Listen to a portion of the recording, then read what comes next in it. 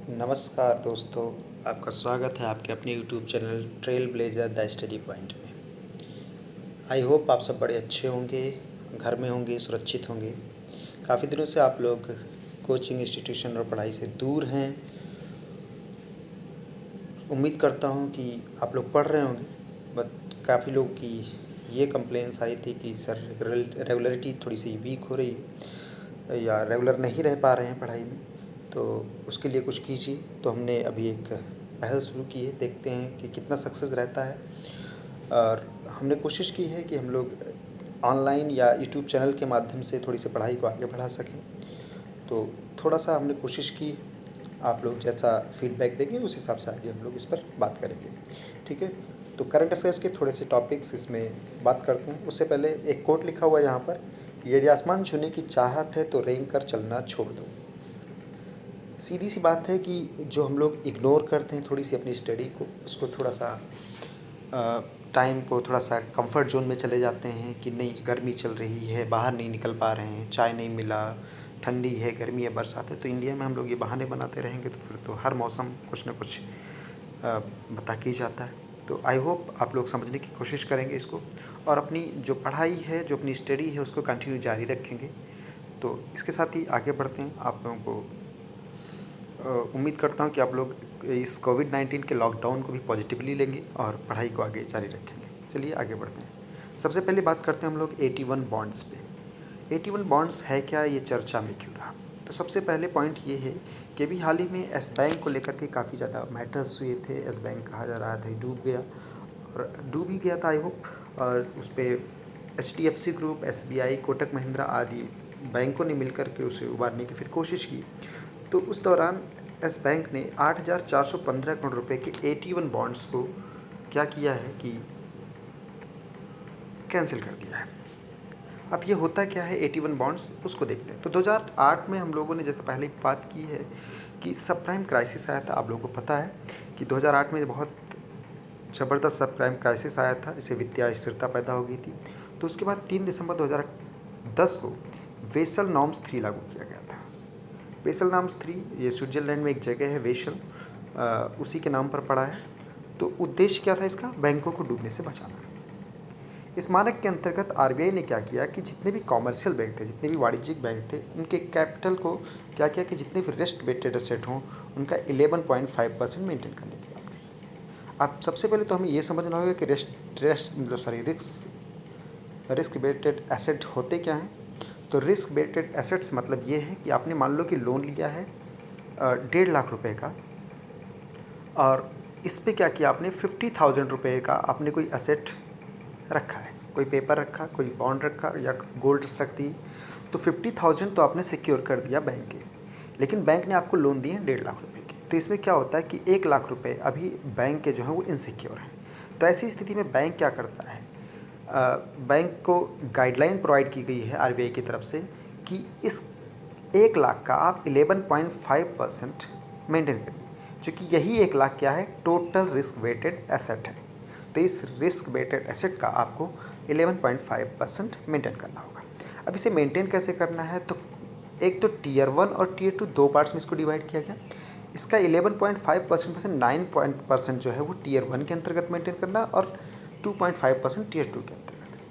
हमें आज जानना है 81 बॉन्ड्स हैं क्या। तो हम लोग सीधा बात करेंगे टीयर 1 पे। तो 81 बॉन्ड्स पे जाने से लिए हम लोग क्या करते हैं, पहले टीयर 1 को समझते हैं। टीयर 1 में दो पार्ट्स होते हैं, एक होता है कॉमन इक्विटी टीयर 1, या हम CET भी बोल सकते हैं इसे, CET1, और दूसरा है 81। ठीक है, तो CET1 में जो हम लोग मेंटेन करते हैं वो पैसा होता है जो शेयर होल्डर्स मेंटेन करते हैं। ठीक है, शेयर होल्डर्स जितने भी हैं उन दो लोगों द्वारा मेंटेन किया गया। मतलब ये कि मान लो कि टोटल हमें मेंटेन करना है 1 लाख रुपए। ठीक है, अब 1 लाख में 6 पार्टनर्स हैं बैंक के, तो 6 पार्टनर या शेयर होल्डर्स हैं। तो उन 6 होल्डर्स ने 10-10 हज़ार रुपये मेंटेन किए, यानी 60,000 रुपये इन शेयर होल्डर्स ने मेंटेन कर दिए। तो 60,000 रुपये जब मेंटेन किए तो बचा कितना, 40,000। उस 40,000 को मेंटेन करना है। अब शेयर होल्डर्स तो मेंटेन नहीं कर सकते क्योंकि उनकी लिमिट से बहुत बाहर है। तो ऐसी स्थिति में वो लोग क्या करते हैं कि ये बॉन्ड्स इशू करते हैं, और उसी बॉन्ड्स को कहा जाता है 81 बॉन्ड्स। ये बॉन्ड के फॉर्म में होता है। कब इशू किया जाता है, जब कॉमन इक्विटी टीयर कैपिटल की कमी की अवस्था होती है उससे मेंटेन ना होता हो। अब ये बॉन्ड्स से क्या होता है कि जो बॉन्ड्स खरीदते हैं वो एक फिक्स रकम प्राप्त करते हैं। तो ऐसी स्थिति में अगर बॉन्ड है तो इसमें डूबने की कोई संभावना नहीं थी, क्योंकि बॉन्ड्स आप लोगों ने पढ़ा होगा। बॉन्ड थोड़ा सा कॉम्प्लिकेटेड टॉपिक है, लेकिन आई होप आप लोग समझने की कोशिश करेंगे। 81 बॉन्ड सामान्यतः बॉन्ड से अलग होता है। जो सामान्य बॉन्ड होते हैं, नॉर्मल बॉन्ड्स, हम लोग पढ़े हैं, हमने क्लासेस में पढ़ाई है।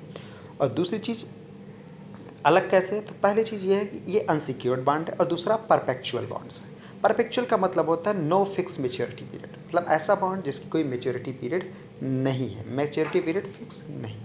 ठीक है, तो आगे क्या होता है, अनसिक्योर्ड है तो फिर इसमें निवेश क्यों, इतना ज़्यादा इन्वेस्टमेंट कैसे हो जाता है। तो पहला पॉइंट ये है कि इसका ब्याज दर बहुत ही ज़्यादा होता है, इंटरेस्ट रेट बहुत हाई होता है। सामान्यतः आप अगर सेविंग अकाउंट्स में पैसा डालते हैं तो 4 से 6% तक आपको इंटरेस्ट मिलता है, लेकिन अगर आप इस बॉन्ड को खरीदते हैं, यानी 81 बॉन्ड्स को खरीदते हैं, तो इसमें आपको 20-25% तक या 27% तक आपको इंटरेस्ट रेट मिल सकता है। और दूसरी चीज़ ये है कि प्रत्येक वर्ष 5 से 10 साल पर 5 से 10 साल पर ये मूलधन वापस हो जाता है, अतः सामान्यतः ये डूबते नहीं हैं। दूसरी चीज़ क्या है, इनकी प्रकृति कैसी होती है, तो ये इंपॉर्टेंट चीज़ है कि आप ये भी ध्यान रखिएगा कि ये लिस्टेड होते हैं, ये बॉन्ड्स किसमें, शेयर मार्केट में इनका ट्रेड हो सकता है। ठीक है, तो ये आपसे क्वेश्चन पूछा जा सकता है। अब सीईटी कैपिटल डूबा कैसे, तो इसमें एक क्लॉज है कि अगर सीईटी कैपिटल जो है, यानी कॉमन इक्विटी टीयर 1 के जो कैपिटल है, वो अगर 5.5% से कम है, मान लो 60,000 मेंटेन किया आपने कॉमन इक्विटी टीयर 1 से, तो कोई दिक्कत नहीं है, लेकिन 55,000 से भी अगर आपने कम कर दिया 1 लाख में से, तो ऐसी स्थिति में क्या होगा कि आप 81 बॉन्ड्स जो हैं उन्हें कैंसिल कर सकता है बैंक।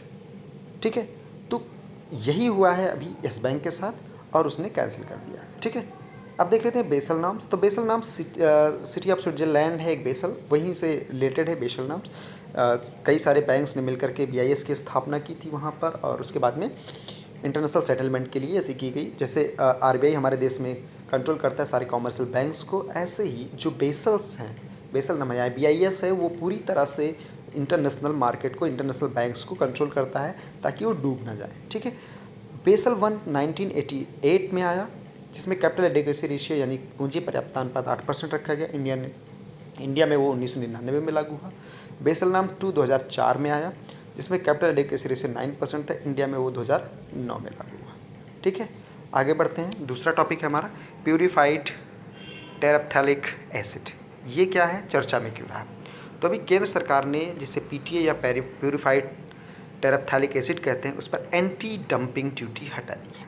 अब पीटीए का क्या है, तो एक क्रूशियल रॉ मटेरियल है जिसका प्रयोग हम लोग क्या करते हैं, पॉलिएस्टर फैब्रिक के निर्माण में करते हैं। ये पॉलिएस्टर फैब्रिक के 70 से 80% तक प्रयोग होता है पीटीए, पॉलिएस्टर में 70 से 80%। ठीक है, तो क्या होता है, अभी तक क्यों लगाया गया था या इससे क्या प्रॉब्लम थी। तो अगर हम एंटी डंपिंग ड्यूटी लगाते हैं, ड्यूटी किसी भी प्रकार की अगर ज़्यादा लगी होती है तो सीधी सी बात है कि उद्योगों पर नकारात्मक प्रभाव पड़ेगा। पीटीए का प्रयोग सिर्फ पॉलिएस्टर में नहीं, स्पम यार्न में भी होता है। स्पम यार्न क्या होता है, ऐसा कोई धागा जो सिंगल देखने में लगता हो, लेकिन हो उसमें कई सारे धागे मिलकर के फिर वो एक सिंगल धागा बनाया गया हो, इसे स्पम यार्न कहते हैं। ठीक है, तो उसके निर्माण में भी प्रयोग होता है। ठीक है, अब आगे बढ़ते हैं। अभी तक आयातकों को प्रत्येक 1000 किलो पर 27 से $160 अधिक पेमेंट देना होता था। ठीक है, और इसका आयात कहाँ से किया जाता था, चीन से, ताइवान से, मलेशिया से, इंडोनेशिया से, ईरान से, साउथ कोरिया और थाईलैंड, मीन्स ईरान, चाइना और प्लस आसियान कंट्रीज से, वहाँ से हम लोग आयात करते थे। तो अब अगर एंटी डंपिंग ड्यूटी कम की जाएगी तो नॉर्मली सी बात है, लगभग $30 कॉमनली अगर हम लोग बात करें तो $30 तो कम से कम कम होगा ही इम्पोर्ट ड्यूटी। तो ऐसी स्थिति में थोड़ा सस्ता हो जाएगा।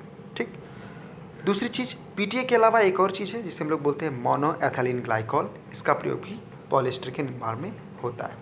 इस पर भी अभी जो डीजीटीआर हैं, यानी डीजीटीआर यानी directorate general of trade remedies, इसके द्वारा बात हो रही है कि हम लोग एमईजी पर भी एंटी डंपिंग ड्यूटी कम करें, लेकिन कोविड-19 की वजह से अभी थोड़े से कामकाज रुके हुए हैं, इसलिए इस पर थोड़ी सी बातचीत नहीं हो पाई है। ठीक है, जब भी बात होगी हम लोग इसको डिस्कस कर लेंगे। ठीक है, आगे बढ़ते हैं। डीजीटीआर की स्थापना हुई थी 2018 में, ministry of commerce and industry के अंतर्गत ये कार्य करता है। आज हम लोगों ने 2 टॉपिक को कवर किया। पहला टॉपिक हम लोगों ने कवर किया एंटी डंपिंग ड्यूटी के साथ पीटीए को, और दूसरा टॉपिक कवर किया हम लोगों ने 81 बॉन्ड्स को। ठीक है, आई होप कि आप लोगों को ये दोनों टॉपिक समझ में आए होंगे। तो बात करते हैं, एक चीज़ और ध्यान देख लेते हैं इसमें थोड़ा सा, एंटी डंपिंग ड्यूटी क्या होती है। तो यह एक संरक्षणात्मक टैरिफ है, यानी प्रोटेक्शनिस्ट टैरिफ है।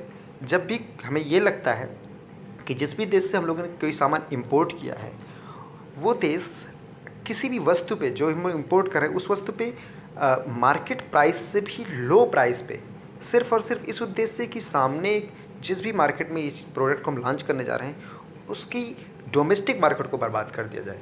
ठीक है, तो उसकी जो लागत मूल्य है या जो रियल प्राइस है, फेयर प्राइस जिसे कहा जाता है, उस प्राइस से भी अगर सस्ती कीमत पर कोई चीज़ जानबूझकर हमें भेजे तो उसे कहा जाता है डंपिंग करना।